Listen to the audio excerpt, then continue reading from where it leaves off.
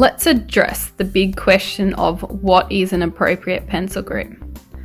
So this is always up in the air and everyone has a different opinion, but let's just have a look at some that are less desirable.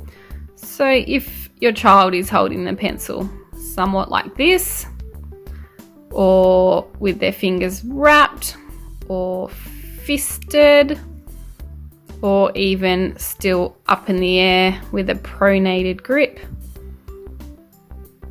there's a few positions that we would not desire as much.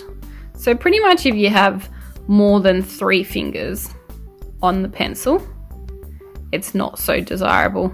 If our fingers are wrapped, it's not so desirable.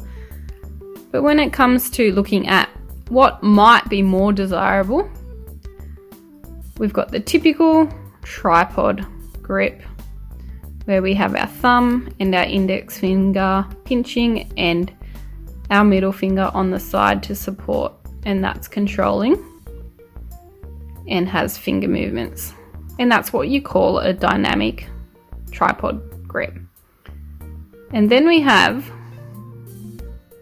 the quadrupod grip, which is when your middle finger is on top as well to support, and your thumb might be on the side like this, still using finger movements.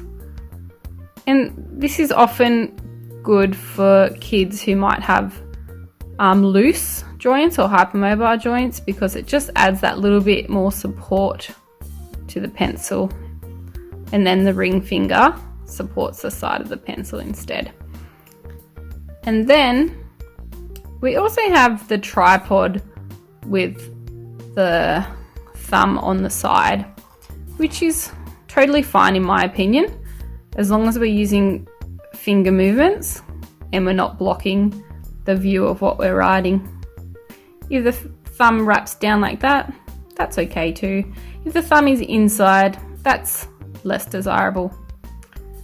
And then again, the quadrupod with the thumb on the side.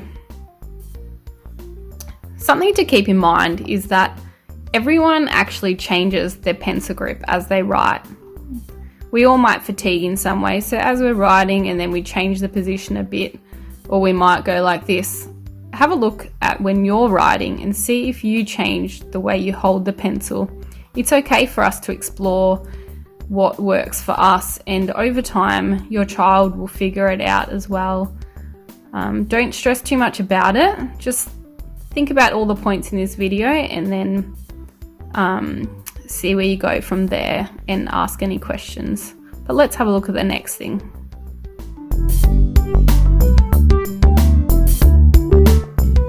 Let's just have a quick look at hypermobile joints or loose joints to get an understanding of what that might involve.